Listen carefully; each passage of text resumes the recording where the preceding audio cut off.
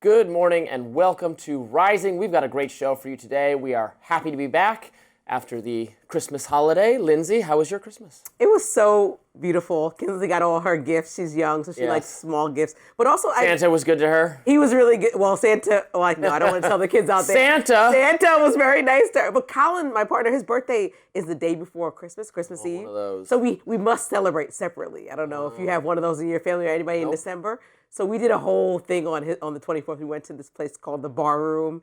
It's at the Beekman Hotel in New York and had like this elaborate celebration. So I feel like I was Santa twice. I see. But it was That's nice. It is a lot. It's a lot of celebrating, but you got to be happy. How was yours? It was great. I was in Detroit to visit my dad and some family there, friends, and then we went to Miami actually on Christmas Day for a couple of days of sunshine and splash around in the ocean, which I love. And what's flying like on Christmas Day? I have done this the last 3 Christmases in a row. I fly on Christmas Day. The last couple of years I've flown back to D.C. that day. It's great. There's no one at the airport. Oh, it's good? I was like, it's either really good or really bad. No, it's on Christmas. There's nobody. It's nice. Yeah. Okay. That's a hack I got to take up. Coming up on Rising, Florida Governor Ron DeSantis is speaking out against certain aspects of AI and attempting to stop its growth in his home state. Plus, the FBI says that they're investigating a fraud scheme in Minnesota after a viral video from a YouTuber exposed that. And New York City's mayor-elect Zohran Mamdani is feuding with Elon Musk over Mamdani's pick to head the FDNY. But first, Robby, what's on your radar? Well, 'tis the Christmas season, but one member of Congress is behaving like a real Grinch. And sadly, it's a congressman that I rather like, Democratic Representative Khanna of California. Khanna is an independent-minded and reasonable Dem who wants to make life better for working Americans, and that's good, but his idea for how to accomplish that is just terrible. He supports a wealth tax on rich Californians, a tax that would surely drive some of the most successful businessmen and entrepreneurs out of the state. Indeed, Peter Thiel and Larry Page are already talking about fleeing California, to which Khanna responded on X, "I echo what FDR said with sarcasm of economic royalists when they threatened to leave. I will miss them very much." Sarcasm. Say it ain't so, Ro, because you might actually miss the most productive and important cogs in the economy after you chase them away.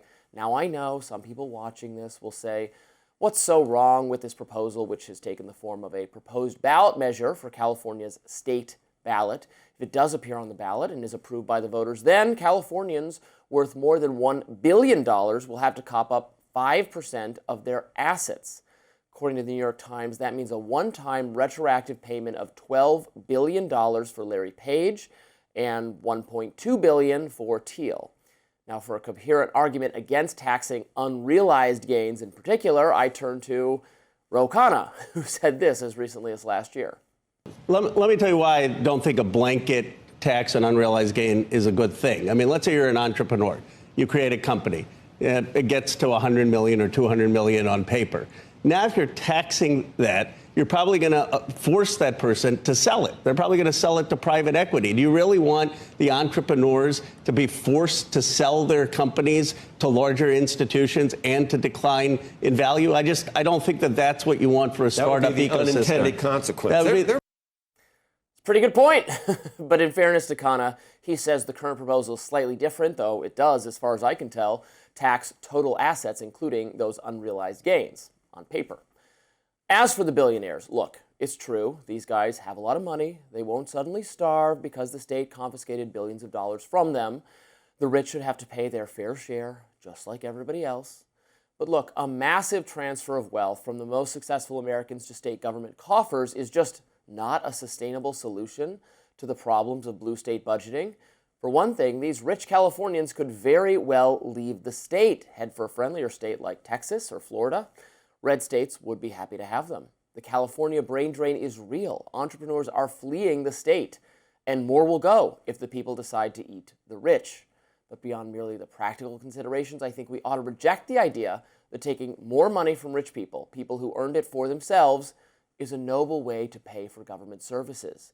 So let me be very, very clear. Insufficient taxes are not the reason that blue states are having so much trouble running themselves. The government takes in massive amounts of revenue that it misspends.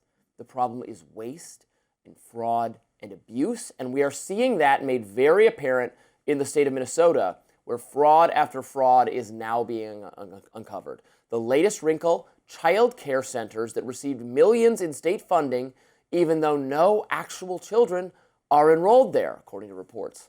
Now, we'll talk about that in greater detail a little bit later. Democrats have gotten it in their heads that they can fix all their budgetary woes if they just confiscate more money from the wealthy, from the productive, from the successful. Because raising taxes is easy. Actually doing their jobs, making sure public resources are spent appropriately, and prosecuting fraudsters so that this doesn't become a recurring thing, that's all quite difficult, I guess. It takes real work. Yet it's the only way to really get one's fiscal house in order. We cannot balance the budget on the backs of the rich. They'll simply leave. And then Californians will really be stuck with a shrinking economy, an unsustainable welfare system, and a well-earned crisis of faith in state government. My advice to the Democrats, stop looking for shortcuts. Spend more time tracking down the apparently billions that have been stolen by these thieves. And we're going to talk more about the welfare allegations in Minnesota a little bit later on the show. But for now, Khanna, wealth tax. I agreed with him the first time. You can't tax unrealized capital gains because then you force people to, say if it's you started a company, whatever, it's valued at, I don't know, 10 million on paper. You tax that, well, they got to sell it to make the money to pay. Like, they don't have the money yet. Right. They got to sell it to make the money to pay the tax. It's stupid. I like how pleasant you are to Khanna. Even when he gets on your nerves, you have. Well, I do like him. I've nothing. In fairness, but no, other Democrats, you're like, if it's Jasmine Crockett that would have said this, you would have went off. But I appreciate that is how fair you are to Khanna. Guilty as charged. Okay. I like Khanna a lot more. So in 2020, California tried something like this. It was like a 0.4% tax that they wanted to pass, which was even less than this proposed tax. And it didn't pass through the legislature. So the chance of this even higher tax passing through is probably slim to none, but maybe people have an appetite because it is a noble cause, right? They want to help out healthcare in the state and they want more federal resources in the state. And so this is just... I want a pony. Okay, well, ask Santa for Christmas, and I'm Santa. Okay, so I think that's part of the bigger deal, but the wealth concentration is real. Like when we think about California and how it's made its money with a lot of the tech centers being there and a lot of people growing in the last 2 decades there, I mean, the people are fueling the economy. And when the people can't afford to live or can't afford to have health insurance, you got to think about the better of all people. And so I know that when you're talking about hundreds of billions of dollars, people can't even fathom that. But also as a businesswoman myself, not a billionaire, could still understand that it kind of deters the people that are achieving the American dream and have these ideas and went out on these wild goose chases to make them happen. And then somebody says, well, outside of paying what could be up to 53% of taxes of your money in California already, let's slap you with another 5% because you made it. And it's going to move to Texas. Yeah, so it just feels like, aggressive. It feels like it will have a chilling effect on risk-taking and anybody in the business world. But, to talk about the supporting side, the money is supposed to be earmarked. So if you talk about where money in this particular legislation would go, 90% of it is supposed to go to revenue that would go directly to healthcare. So when people say they're collecting taxes, a lot of people say, where did my tax money go? And how is that worth it? Like my streets still have potholes, blah, blah, blah. This is actually going to be earmarked money that goes to people's healthcare. So in California, when you notice that the rest of the community is able to solve the healthcare issue maybe before the rest of the country, you should be a proud billionaire to say, wow, look what I've contributed to and done. So Minnesota had money earmarked for child care centers and for medical stuff and for all sorts of things, and there are people involved in the process, and that's where people can fail. People can fail, and I think that it could also present this anxiety for people that are already thinking about how to live and grow their business in California, and constantly figure out how to get to that tier. Even though, say, if it's a millionaire, you're getting taxed at a different level. Nobody has tiers for people with a lot of money, but when you think about the level to go from some people, a small business owner, to the point where you could be $1 million making business, which doesn't even make you wealthy in some cases. It just makes you decently comfortable in California for some business owners. You don't want to think about another tax coming down the pike. And you think if it starts with the people that have 100 million, it could easily trickle down to the people that have 1 million, 100,000, and so forth. Even Bill Gates, who I don't particularly like and who's very liberal of disposition, I remember him saying something like, I don't remember what the exact numbers was, but you take 20% of my income, the government, that's fine. I'm happy to part with it. You take 40%, I'm going to start looking to move. Even liberals think that. All right, up next, a new YouTube documentary making bold new allegations of rampant fraud in Minnesota, what I referred to. The response from the FBI coming up. We'll be right back. FBI Director Kash Patel confirming over the weekend in a social media post that the Bureau is investigating what he calls large-scale fraud schemes in Minnesota. That post comes just hours after right-wing YouTuber Nick Shirley posted a 45-minute video exposing what he claims is massive fraud among government-funded childcare programs in Minnesota. It apparently shows several empty daycares, including one with a misspelled sign. That doesn't inspire confidence. Shirley also attempted to confront the owners, the operators of those facilities. That video received praise and sparked outrage on the right, outrage over what he exposed. Vice President J.D. Vance reposted the video on X and wrote this: "This dude has done far more useful journalism than any of the winners of the 2024 Pulitzer Prizes." Adding, "What's happening in Minnesota is a microcosm of the immigration fraud in our system. Politicians like it because they get power. Welfare cheats like it because they get rich." And Republican Congressman Tom Emmer took a shot at Minnesota Governor Tim Walz in his own post. Quote, "Tim Walz sat idly by while billions were stolen from hardworking Minnesotans. What Walz refused to address for 7 years, Nick Shirley has uncovered in one day. The fraud in Minnesota is so brazen, so vast, it's impossible Walz's administration didn't know about it." That criticism of Walz was echoed by several Minnesota mayors who appeared on Fox News last week. Take a listen.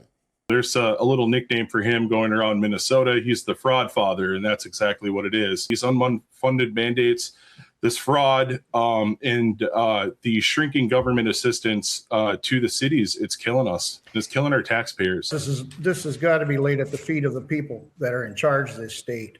It's like they got together with Illinois and see who could race to the bottom fastest. Illinois was headed there quicker than us, but it's like Minnesota said, hold our beer and watch what we can do. That's the feeling I get out of this, like it's a race to the bottom. Just hours after Shirley's video began to go viral, Director Patel chimed in, writing on X in part, quote, "The FBI is aware of recent social media reports in Minnesota. However, even before the public conversation escalated online, the FBI had surged personnel to investigate resources to Minnesota to dismantle large-scale fraud schemes exploiting federal programs. We will continue to follow the money and protect children, and this investigation very much remains ongoing. Furthermore, many are also being referred to immigration officials for possible further denaturalization and deportation proceedings where eligible." Meanwhile, a spokesperson for Governor Walz responded to the criticism in a statement to Fox News, telling them, quote, "The governor has worked for years to crack down on fraud and asked the state legislature for more authority to take aggressive action. He has strengthened oversight, including launching investigations into specific facilities, one of which was already closed." The new allegations come amid a major fraud investigation into the abuse of COVID-era funding for social services. Dozens have been arrested in that investigation, many of whom are of Somali descent. So I watched this YouTube video by Nick Shirley. It's very impressive. He goes to multiple of these daycare centers that received state funding, and they're not operating. There is no children enrolled in them, that as far as he can tell. The people he interacts with who work there are very evasive as soon as they realize what's going on. They're like, oh wait, we don't know anything. Look, I certainly want to see further verification from other journalists, left, right, and center. Let's let everyone have a crack at this to make sure the story is being presented to us accurately. So I want to withhold a little bit of judgment, but it looks real bad, really devastating. Misspelling on the sign is not a good thing. No children, and he proceeds like, "I would like to enroll my child. How do I do that?" And everyone's like, "What?" They didn't have an answer for him. There's no children. Look, I didn't like the Leering Center sign either, with no N for learning. So I thought that was ridiculous for a learning center, whether it was active or inactive. That's not appropriate. It's like the Derek Zoolander Center for kids who cannot read. Yes, exactly. How are they to learn how to read if they cannot even fit inside the building? Great scene. Okay, so I don't think that, I think, like you said, we have to proceed with caution because while I appreciate a YouTuber and somebody who's a self-proclaimed journalist, or whether he studied journalism or however, it doesn't make you the good journalist. I don't care whether the he studied active reporting or not. and the act of being in the field and vetting of sources and making sure that he pursues some of these daycare centers or entities and ties them directly to the funds that he's saying they have. I'd like to see all that information, and if he presents that fully in future docuseries that he has on his site, he's doing the work great. no one else would do. He should, and no one people else should would follow do. up. Now that they have the ball in hand, Yeah. they can go ahead and shoot it, and New York Times take it away, right? Yeah. I'd love to see that. But two things can be true, like Somali immigrants and other people in Minnesota could have done egregious crimes that they need to be held accountable for. And at the same time, there are people yelling to say that the administration is using this fraud scheme opportunity to pinpoint out and isolate all Somali migrants, which is not right. Those two thoughts stand firmly in my head as both accurate. I think that when we talk about how the Minnesota governor has responded, Walz, he's saying that in 2022, when he responded to Feeding Our Future, that he had a request from a judge saying that the FBI is in the middle of this investigation already and for him to stay back and that they have it under control. So he couldn't really act after 2022 in that regard with Feeding Our Future. But he's saying prior to that, the federal government is the one that eased the restrictions around pandemic era, like, Right.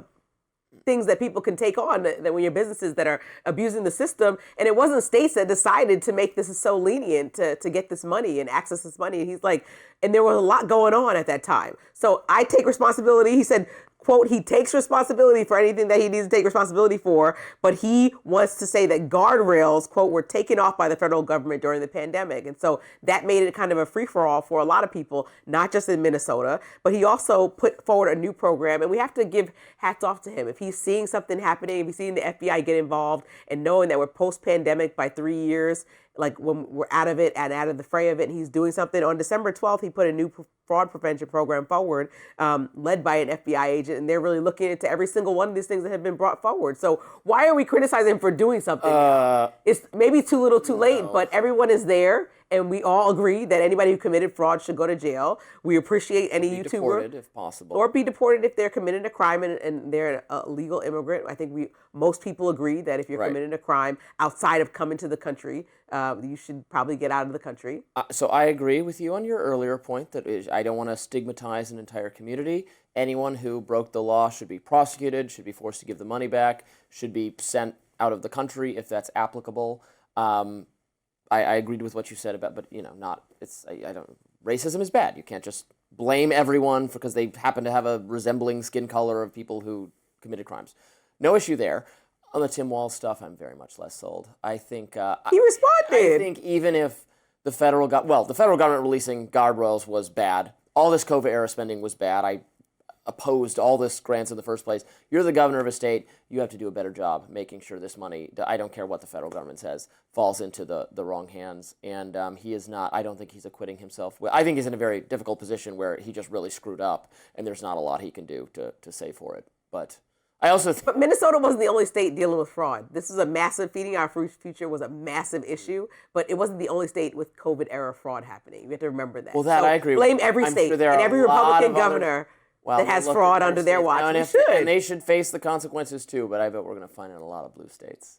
Blue, blue, blue.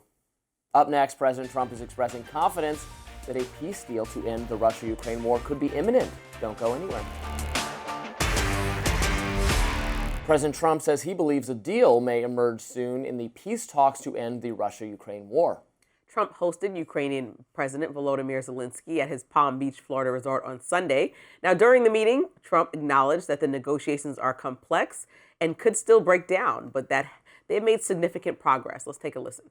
I think you can say 95%, but I don't like to say percentages. I just think we're doing very well. We could be very close. There are one or two very thorny issues, very tough issues, but I think we're doing very well. We made a lot of progress today. I do believe that we have the makings of a deal. It's good for Ukraine, good for everybody. It's very important.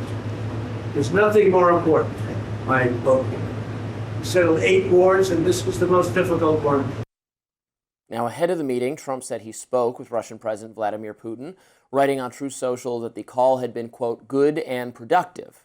Trump and Zelensky discussed a 20-point peace plan which offers concessions to Moscow.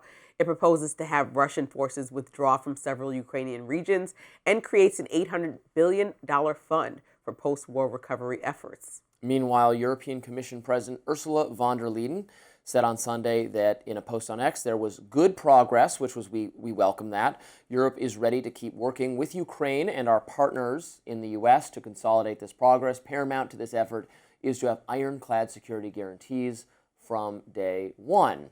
I love how Trump says, you could say 95%. I wouldn't say that. But you could say that. He always pulls random numbers. Yeah, like it was 95% done. I would love it to be 95% done. I support what President Trump is trying to accomplish. I support the peace deal as proposed. Russia needs to. If Russia withdrew from any territory it has taken, that would be great. I have no idea that they're actually going to do that. There needs to be a security guarantee for the rest of Ukraine, and then there needs to be recovery. That would all be good. I just don't. We keep hearing that it's close. We're ready. Russia's on board, and then more war. So I don't know. Yeah, I think 4 years. I hope so. You and I go back and forth about this, about what I think that is happening behind the scenes. President Trump keeps saying meetings are going excellent and that he's having great conversations with Russia and moving this forward, and having great conversations with Zelensky and moving it forward, and that he's, feels like both sides are coming to some type of conclusion.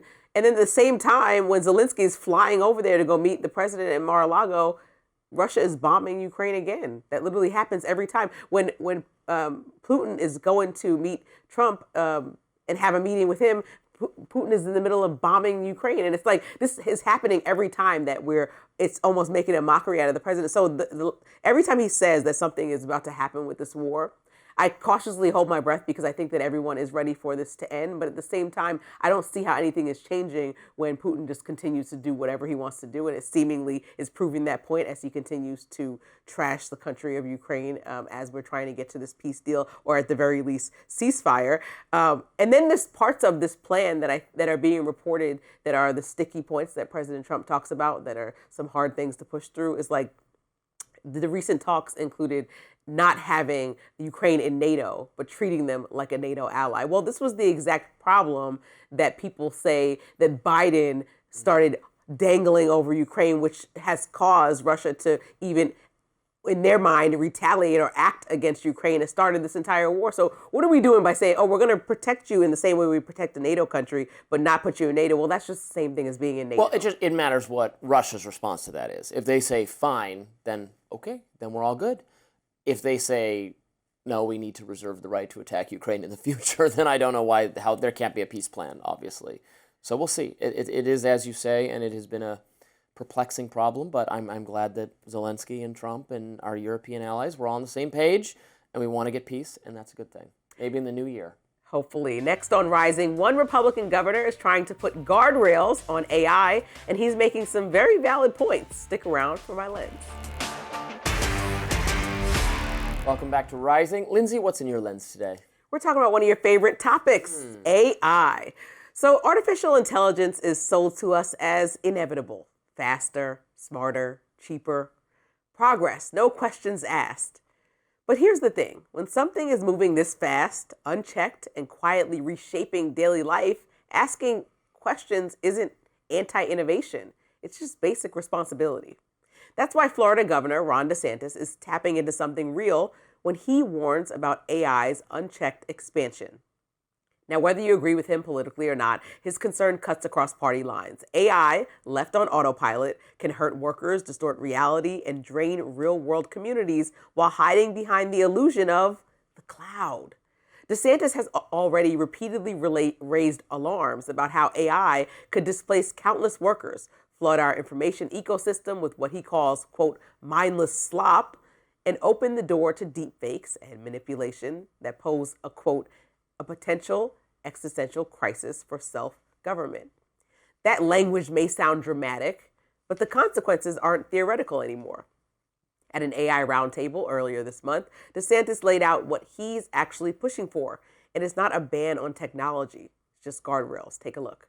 We believe that there should be transparency to consumers, and that there should be a notice that they are interacting with artificial intelligence. We can't allow the situation to have this present itself as a human being, either on the phone or in written correspondence. We also want to prohibit any entities from using these AI chatbots as, quote, licensed therapy or mental health counseling or imitating a licensed professional. The reality is these are machines.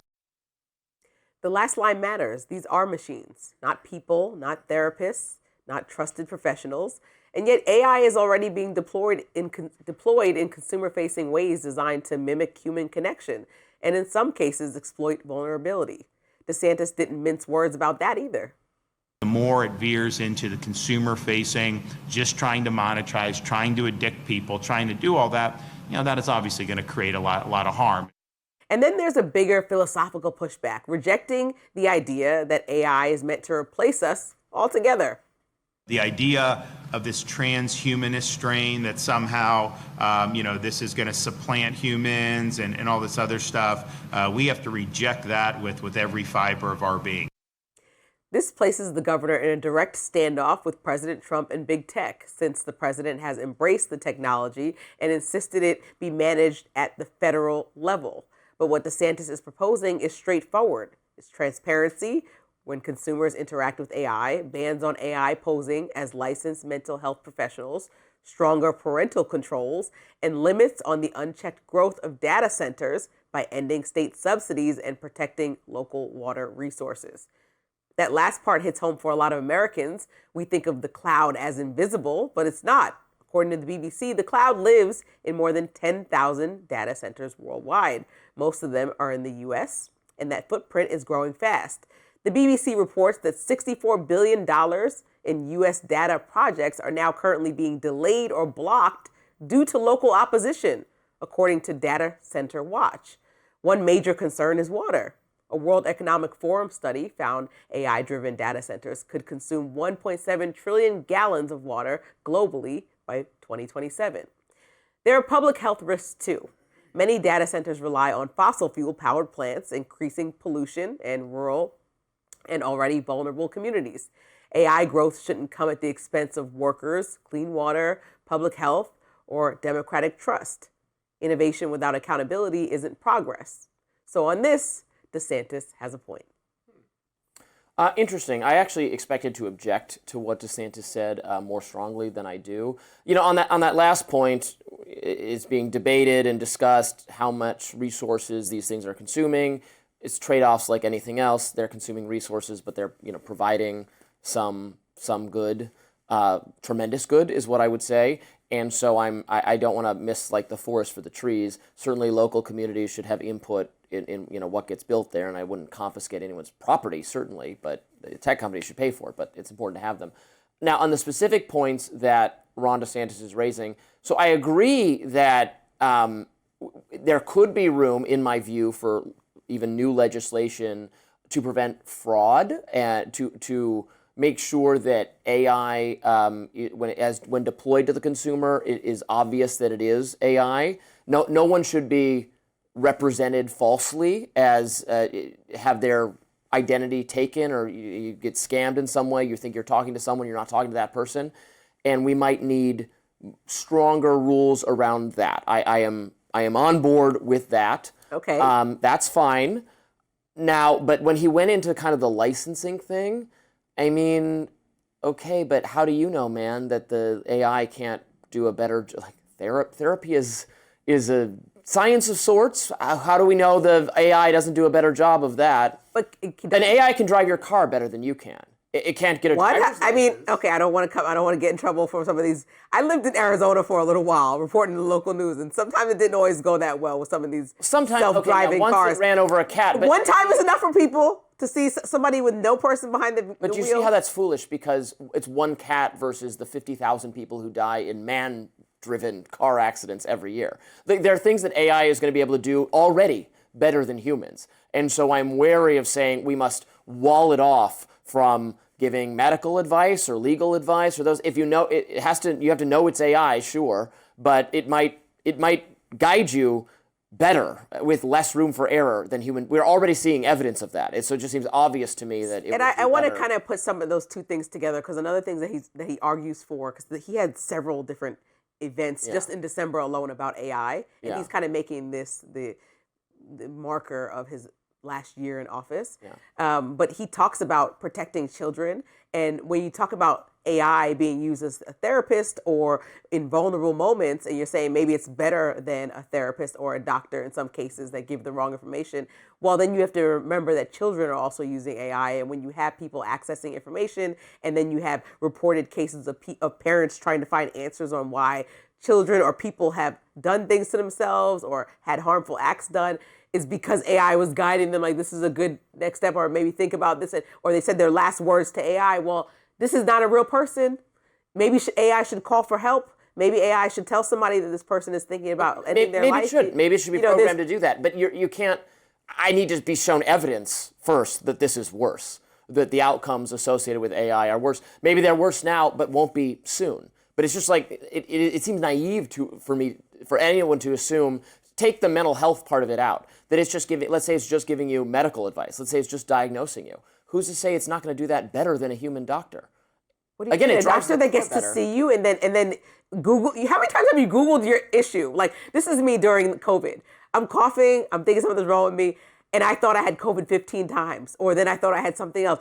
And I go to the doctor. She's like, girl, you have asthma. Right. Because she needed to check. I needed to go to a real licensed professional. And she told me I have asthma to get my asthma pump. What if we run this study and the AI correctly diagnoses your asthma? How? By breathing onto my computer, Robby? No, what do you mean? The AI is not going to do that. The AI needs to see and be with a real person that can examine your symptoms. Okay, it drives my car better than me.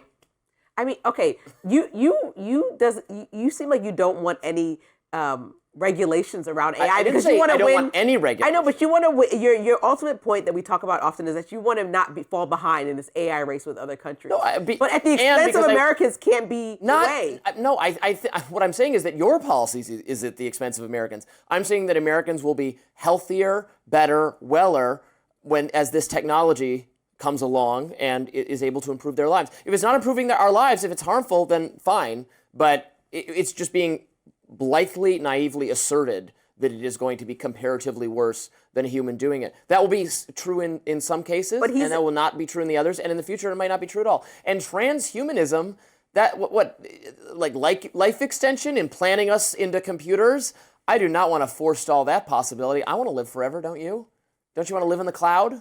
Not really. Well, then you don't have to. Have you seen the movie Black Mirror or the series Black Mirror? I've seen a lot of it. That is a Luddite approach to technology, that entire show. It's preaching doomerism and, look, you want to go, live in a cave and tremble in fear of your electronics.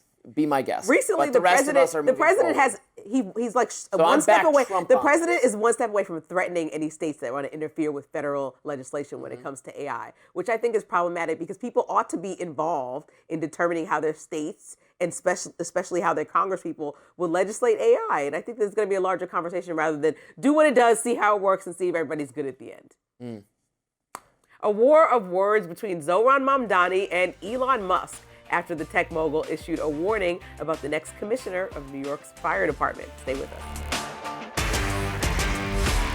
Newly elected mayor Zohran Mamdani is now just hours away from stepping into his new role. I know Robby's so happy. And apparently already beefing with some wealthy and powerful people.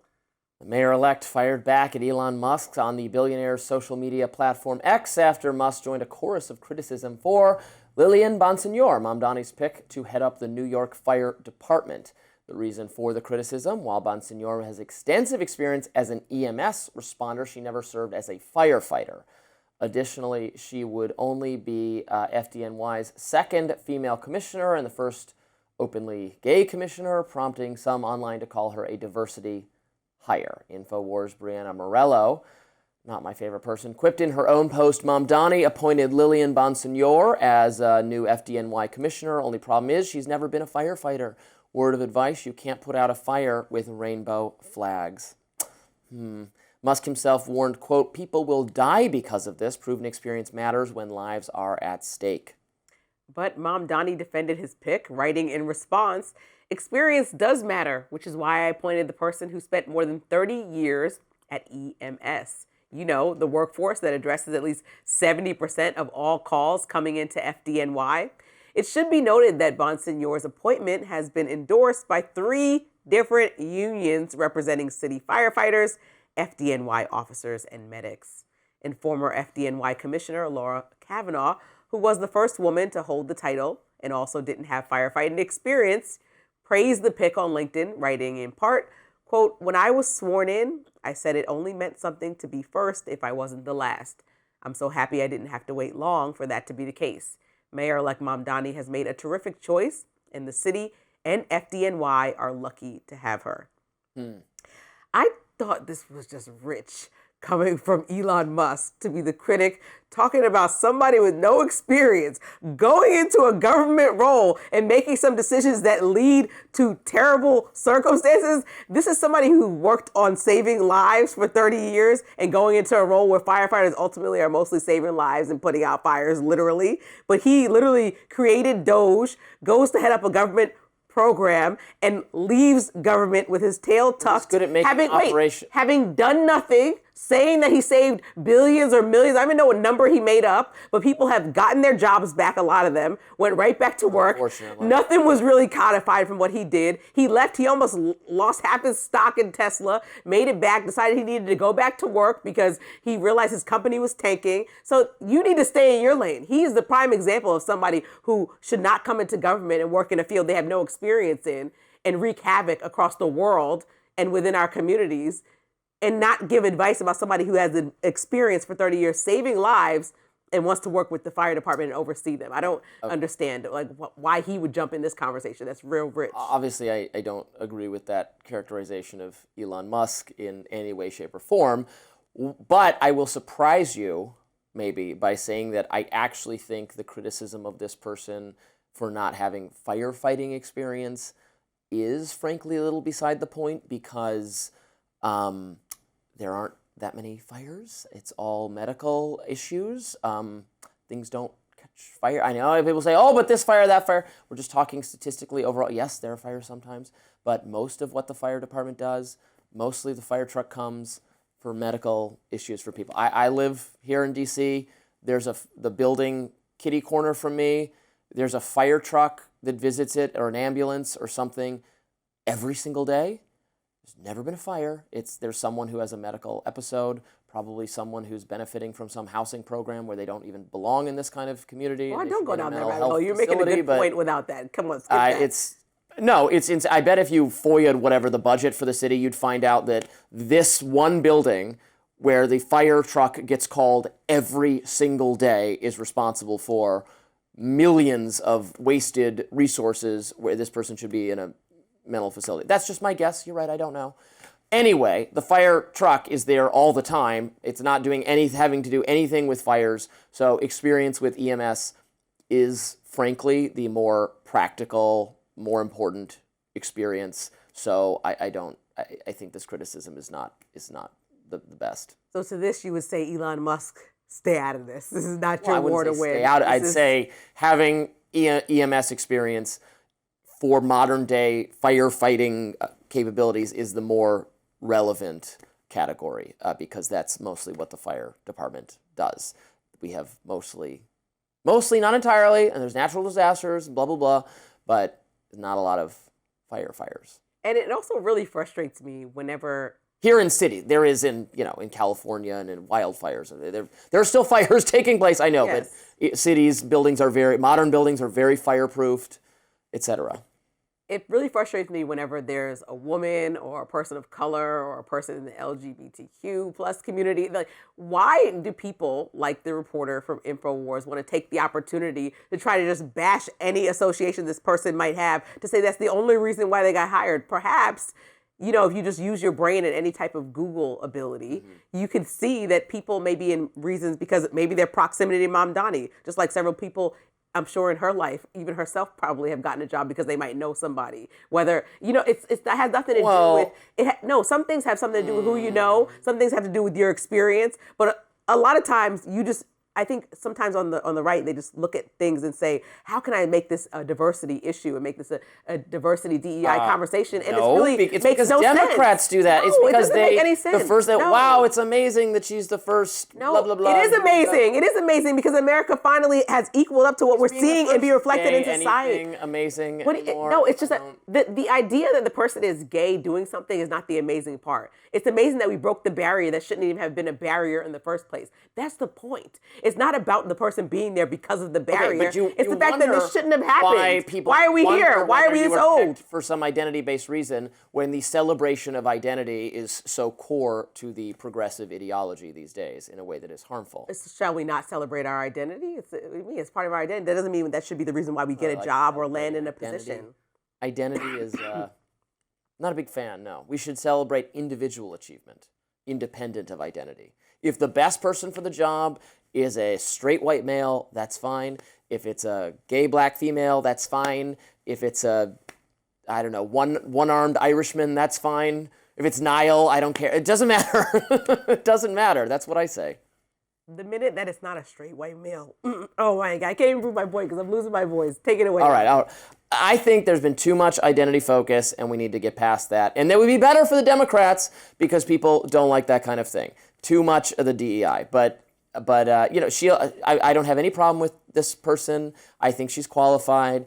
I think in a knee-jerk way, jumping on someone in one of these groups, you know, just because, and assuming they're not qualified. But again, I would say the affirmative action kind of paradigm creates that concern. But I think the minute that it's not a straight white male, that's when we start to look at them and say, well, if I don't want them here, how can I find out the reason why they don't belong here? Mm-hmm. And it's like, oh, you just got picked as a DEI hire. And I think that that is completely unfair, especially for this woman who has experience. Perfectly qualified. I agree. So I think that Elon Musk jumping in this conversation was wrong. The reporter from InfoWars was wrong. Well, she's a word I can't say on TV. I don't care for her very much. She had not nice things to say about me. All right, next up, CNN's Scott Jennings called Marjorie Taylor Greene a lib. Really? We'll talk about that next. Stick with us. CNN's Scott Jennings took a swipe at Georgia Representative Marjorie Taylor Greene over her split with President Trump. Now, Scott Jennings appeared on ABC's This Week, where he argued that Greene went, quote, off the deep end after getting turned down by Trump. Let's take a listen. Marjorie Taylor Greene becomes not just a Trump critic, MTG becomes a lib. I mean, that's what happened this year. Yeah. She got a little bit out of shape because the president wouldn't support her for a statewide office in Georgia, which she was going to lose if she had gotten into it, by the way. And so she goes off the deep end. Jennings also downplayed the notion of a split within MAGA. Let's take a listen. I don't think these divisions and all this fraying are as big a deal as some people make it out to be. Trump is still extraordinarily popular among Republicans. He's the strongest party boss in the modern era. And he can get his allies in Congress to do most anything he wants them to do, which is why I think in the coming year, they really ought to spend some time trying to codify, to Rick's point, his executive orders and some of the other initiatives that he's had. The New York Times recently did a profile on Greene where she spoke about her split from Trump. She told the Times, quote, our side has been trained by Donald Trump to never apologize and never admit when you're wrong. You just keep pummeling your enemies no matter what. And as a Christian, I don't believe in doing that. I don't think she's become a lib. She's certainly become more combative with Trump. It certainly is personal in some way. She's acting as if it's personal. So on her side, it's very personal. I don't know that it's personal for Trump. And I think that's maybe not a healthy place to be. I mean, I've said this before. If politics is very personal for you, you will not last in it. It's supposed to be the people who do it successfully for decades. It's very impersonal. Like they scream at each other on the Senate floor and they accuse each other of everything, and then they go get dinner afterwards. And it's part of. Now you can say that's bad and that it's not good that there's a theatricality and a false nature to politics, but that is the reality, and it's seeming like she wasn't exactly cut out for that. I don't think she hasn't like fundamentally remade her actual political views. She thinks Trump is not doing some of the things he promised to do. I would quibble with her on some of that. On others, I do agree with her. So it's a complicated picture. On his point about there being a split within MAGA, that's where I think he was being a little overly rosy. It's true that Donald Trump totally commands the party, and it's true that the Republican members of Congress will do virtually anything he says. To his point, I don't know why they aren't working harder to make the things that Trump wants to do law. They're just doing it all via executive orders, which can be undone if there's ever a Democrat again. So that's a huge mistake. It doesn't speak to there being a split. There is a split in the commentariat right now. There's a huge split that I think we're going to get into a little bit later between Megyn Kelly, Tucker Carlson, et cetera, and other people. And how much that actually matters is unclear, sure, but we can't just gloss over that split.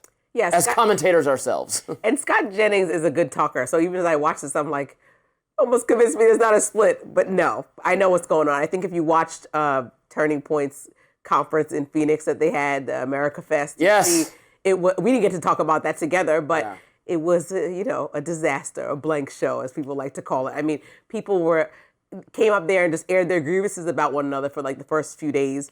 And I think, from Nick Fuentes being a rising star of perhaps a MAGA, even if he is just an online person, is still representative, no matter if you agree with all or some. The things that he says will start to represent the party if he's wholly embraced by people that are looked at as party leaders or interviewed by people that are mouthpieces for the Republican Party, like a lot of people look at Tucker Carlson as. I think when you look at the economy and Trump's 36% last time I checked approval rating, and you think about the things that Marjorie Taylor Greene was saying, there's a split between what he's actually doing. When you think about the Pennsylvania farmers that voted for President Trump that were complaining over the summer about some of the actions that he's taken with tariffs and how they're affecting them, I think that that's valid criticism. So these are actual Republicans. This is the actual party, whether it's MAGA or the whole party, that has to grapple with what happens after President Trump. Perhaps they liked him for his charisma. Perhaps they liked him for his abrasiveness. Perhaps they liked some of the policies that he pitched on the economy. And then perhaps none of that is being met. Then what happens to the party after President Trump? The charisma might have been the glue holding it together. Well, J.D. Vance ain't Trump. Anybody else running is not Trump. And I don't even know what it is, if it's charisma, but it's something that President Trump obviously has to people that support him that keeps the party together like glue. Nobody knows. This is the science experiment we haven't tried before. Right. And I think Scott Jennings understands that, but his job is to make it look good, like it's fine. Right. It's a united and coherent political movement with Trump at its helm, but Trump will not be at its helm forever. Exactly. Although I guess, we're going to talk about J.D. Vance next, but if he runs for president and loses, I think Donald Trump does remain the leader of the party, even as its former, most recent presidential winner. That does it for us on Rising Live. Look out for more exclusive YouTube content coming your way later today, and be sure to like, share, and subscribe to the Hill's YouTube channel so that you never miss any content. And for those of you who like to listen while on the go, we're now available anywhere you listen to podcasts. See you later.